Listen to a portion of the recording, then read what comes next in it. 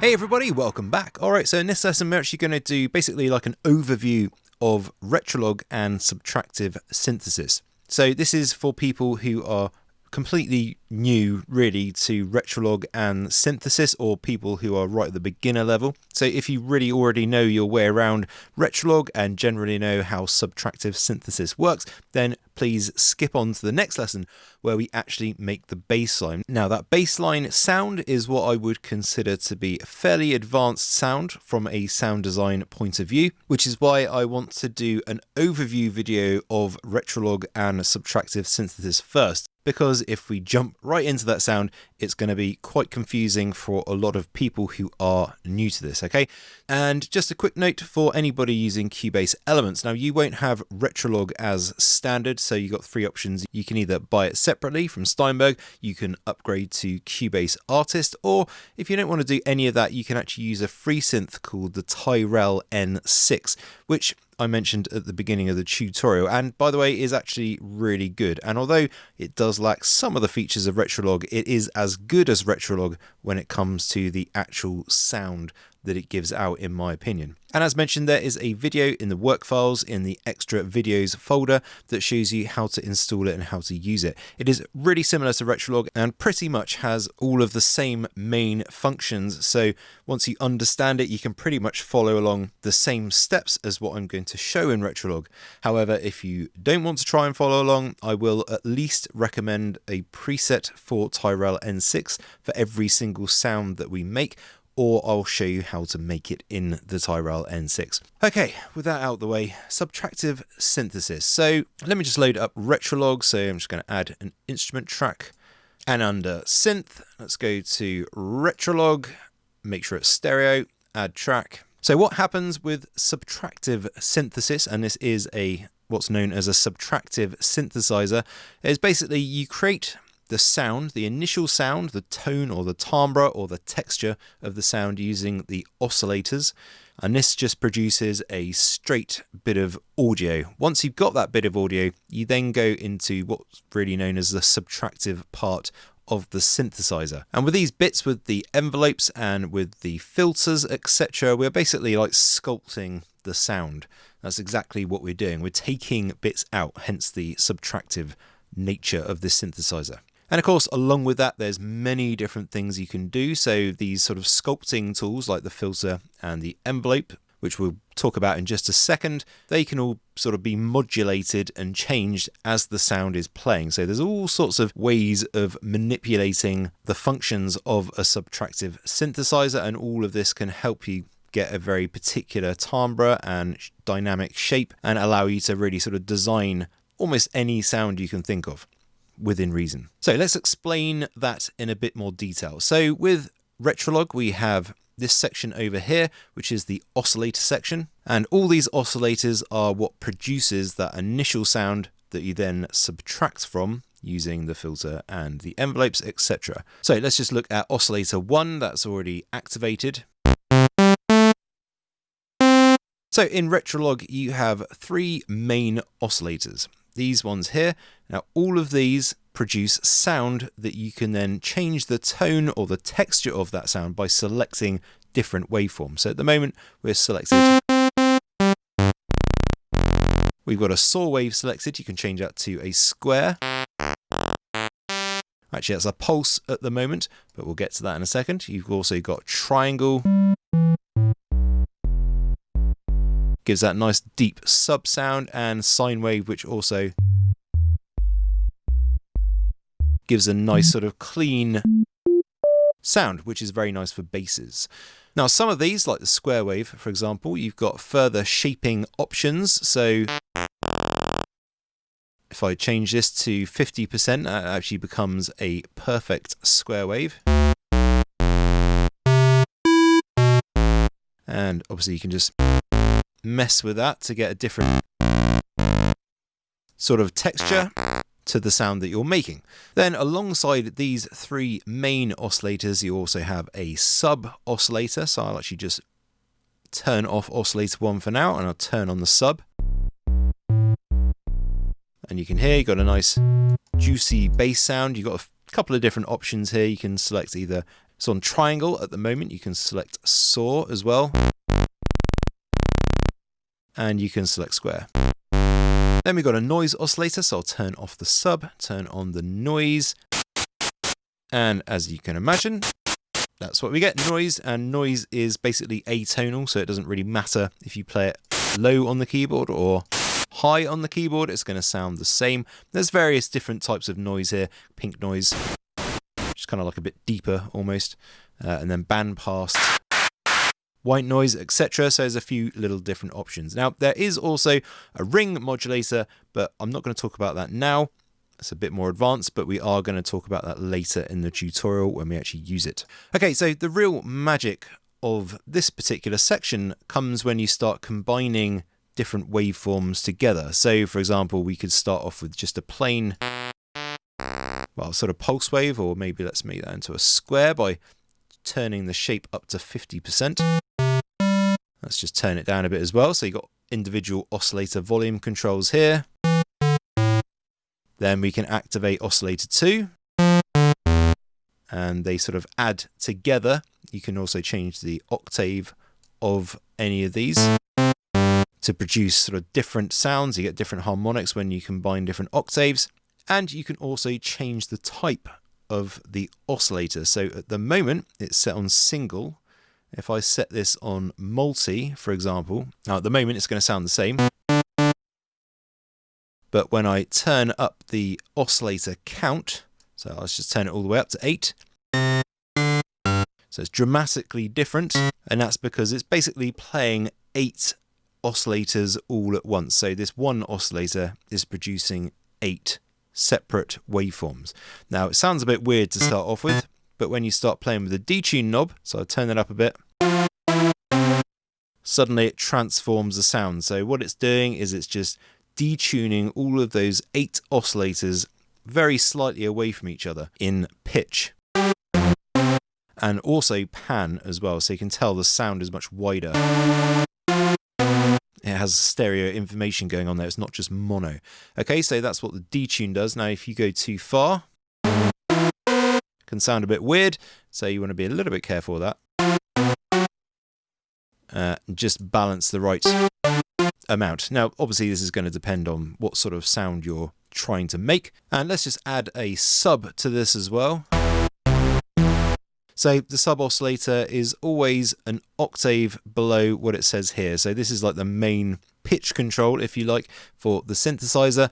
And whatever the octave is set at here, the sub oscillator will be 1 octave lower. And like I say, if you need to turn this down for some reason, you can also turn these up. So you can have a complete balance of different octaves for different sounds, no problem at all. Now there are different oscillator types as well, so you haven't got just multi or single. There's other ones which are a bit more interesting. So you've got sync, which when you start playing with the shape, start to give some really sort of interesting sounds. There's also cross and XOR. Again, you get some pretty crazy sounds. Now, you need to modify the shape of all of these to sort of get a different sound. I'm just going to put mine back on sync for now. I quite like that sound. Bit electro-y. And once you're sort of happy with the sounds that you're getting out of the oscillator section, it's time to move into the rest of the synthesizer and actually start subtracting from that. So let's look at the amp envelope first, because this is what really dynamically shapes the sound. So the attack gives it like a gentle fade in. Obviously the higher the attack, the longer it takes to reach full volume, or you can have a super quick attack. Then you've got the decay and sustain, so these kind of work in conjunction with each other. So if I turn the sustain right down, rather than just playing a constant note, the decay basically gives it like a triangular shape. And you can make it super plucky. And then if we add a bit of sustain as well, this will sort of allow the tail to still come through. But you can hear it's much more attacky than it was. It's got much more of a plucked kind of feel to it, okay? So this is how you sort of dynamically shape the sound, and you've got release as well. So this is the synthesizer sort of carrying on after you've let go of the key. Gets that really long tail. It's obviously a bit too over the top, rather than very tight when you have it down, like so.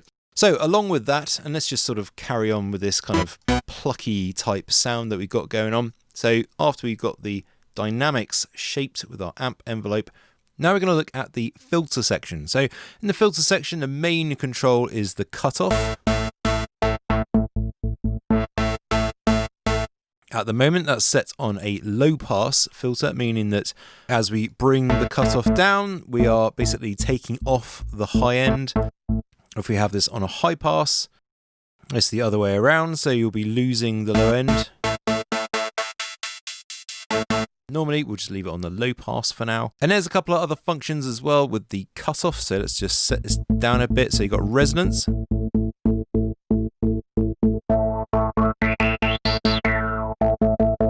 Which basically adds a peak to the filter as it's cutting out the frequencies. So you get that kind of almost acid, more pronounced kind of feel from it. And of course you've got distortion. And there's different types of distortion as well. So you can select clip for a bit more of a harsh kind of distorted sound. Bit reduction, so we can reduce the bit depth. All of these can be used to basically just shape and change the timbre of the sound. So let's just turn that down for now. Go back to our original sound. One of the shaping tools that you've got with the cutoff, which is really powerful, is to be able to shape the response of this using the filter envelope controls. Now, in order for this envelope to actually affect the filter, we first need to actually turn it up. So this is how much these controls are going to affect this knob, basically. So if I turn it down and then we start adding attack,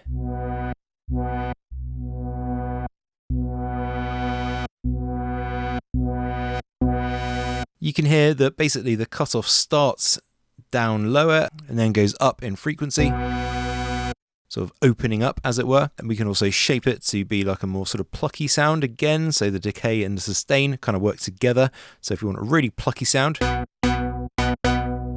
and you can hear that it starts off very bright and then it dims very quickly as the cutoff is being basically very quickly sort of turned down by the envelope. And again, you can balance the decay and sustain. So we got our kind of like plucky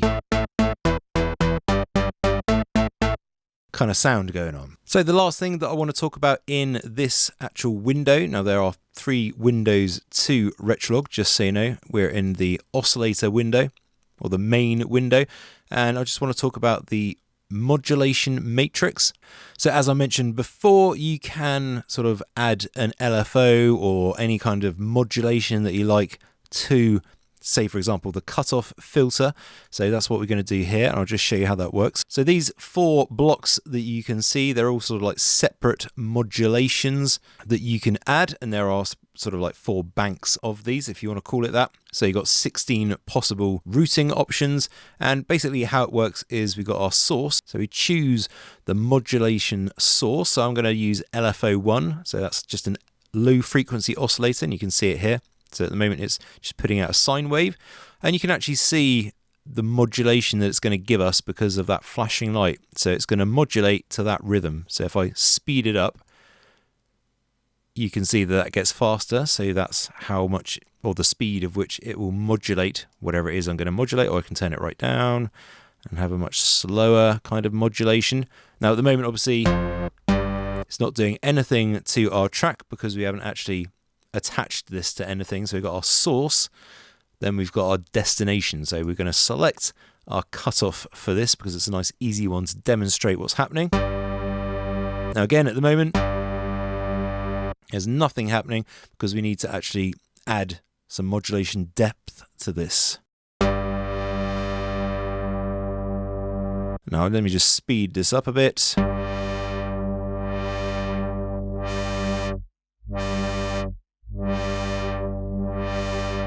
So you can hear there the LFO is modulating the cutoff at exactly this speed.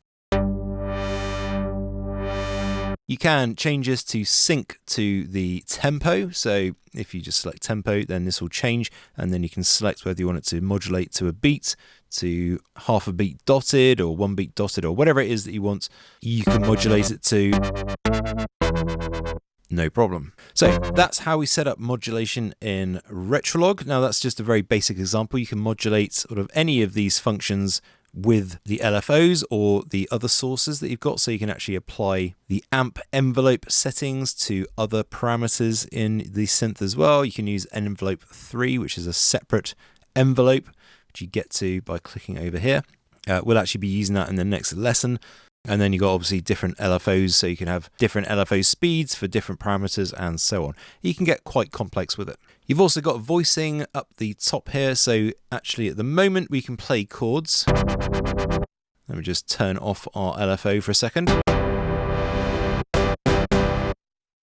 But if I put that on mono, it'll only play 1 note at a time, even though I'm actually pressing chords on my keyboard. And I go back to poly. So in mono, though, you can have what's called glide. So if we turn this on and set the glide time up a bit. So if I press 1 key and then modulate to another key, you get that sort of bendy kind of sound, where it's bending in pitch from 1 note to another note.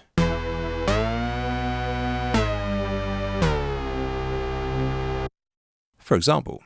So I'm not going to go into any of these other controls. I mean, the pitch really, or the octave I've already talked about, and the tune controls fairly self-explanatory. If you want to change the tuning of the synthesizer, say for example, if you're working in an odd tuning with guitars, you can actually tune Retrolog to also be in that same key, in that same tuning. But that's all I want to talk about for now with the main page. Let's go to the ARP page. And firstly, to get anything to happen here, actually, let's just go back. I'm just going to turn off glide and mono, just so we've got normal notes playing. And then to activate the ARP, you just press on. So now I want to press a key. So we've got that kind of gated feel to it. And we can actually add steps to this and have it modulating. And we can change the pitch of these if we want. Now, that actually sounds awful, so I'm not going to do that, but what I can do is select a phrase, like a pre-made phase. This is one of the easiest ways to get results in this. So if we go down and just go to, for example, Dance ARP, let's try Dance ARP 01.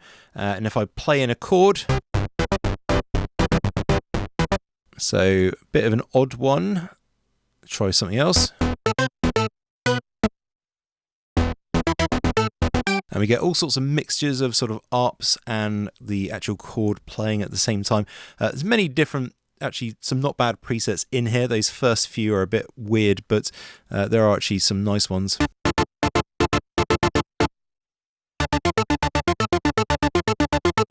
And of course, as you can hear, it kind of like modulates between the notes that you're playing. So as I'm playing chords on my keyboard, you can hear that it's just modulating up and down between those notes in different sort of patterns. So that's basically mainly what the ARP page does. It does get more complicated than that because you can actually start modulating the filter using the step settings, and also you can modulate other parameters as well using the ARP. Now, I'm not going to go into any more detail about this here because it's already getting on to be a long video. It literally needs an entire tutorial. And just so you know, there is actually a course that Jay has made all about Retrolog, and it covers every single feature, how to make certain types of sounds in it, and everything about the ARP page, how to use it properly, everything about the effects page, everything about the main page, and the many different ways in which you can modulate things. So it's a really great in-depth course if you want to know much more about Retrolog. Okay, so let's just go on to the effects page. I'm going to turn off my ARP for now and go to the effects page, and here we've got different effects. So reverb,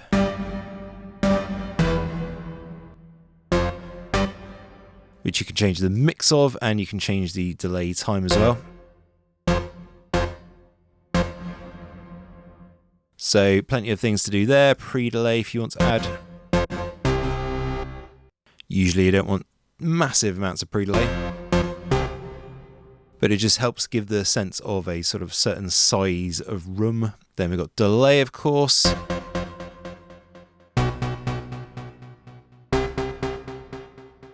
At the moment it's set on ping pong, but you can change that to stereo or cross and just have various different types of delay, so no problem. Then we've got phaser, so this is a joint module, so you've got a phaser and a modulator here, which you have to turn on at the top there. And you can hear it kind of adds that modulation to it. It's just going to turn off the phaser and leave the mod on.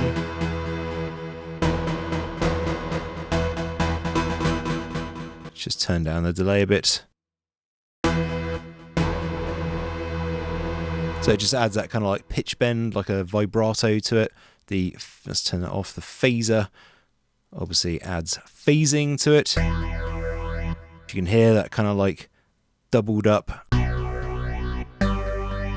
squishy kind of sound. And you can change the modulation speed of it with the rate. Very nice. Then we've got the equalizer, which I'm not going to go into really. I mean, it's pretty self-explanatory. We've got the frequency, which you may want to boost or cut. You select the frequency there, and then you select whether you want to increase the gain or lower the gain. To be fair, it's probably easier just to use the channel EQ rather than use the EQ in here. This is based on like an old sort of analog kind of kit, and fair enough, if you want to use it, that's no problem, you go ahead. But for many people, they'll find the sort of visual aspects of this kind of equalizer much easier to use and understand. And then lastly, in the modulation section, you have what's known as the resonator. I'm just going to turn off the other effects for a sec. Now here you've got different presets, so let's just go with, let's try this. So as you can hear, it just sort of modulates the sound. Now, how the resonator works is you've got 3 different bands, and it allows you to sort of change the balance of the sound and therefore its tone or its texture or its timbre by introducing what's called resonant peaks, hence the name resonator. So you have 3 possible resonant peaks, as I've mentioned, all with their own controls and modulation options, which are optional. You don't have to modulate the sound. Now, why this actually works and what it is basically meant to do is replicate natural sounds, as all natural sounds have basically what's called resonant peaks, and it's part of what gives the sound its particular texture or timbre. So that does not mean that whatever you do with this will sound natural. It's purely mimicking what happens in nature, but you can get anything from natural to completely unnatural sounds from it, depending on how it's used. And we can change the different sort of resonant peaks by choosing the frequency that we want the peak at, and then changing the amount of resonance, so you can hear it getting pretty intense there.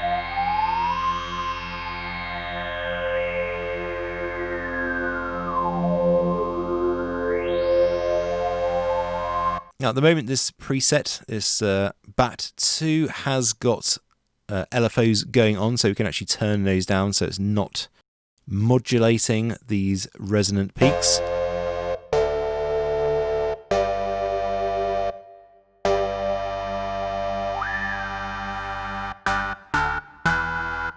And like I say, we can just sort of use these to just tweak and get different sort of sounds. And now we're going to be using this in the next lesson when we look at the bass line, so I will go into that more there.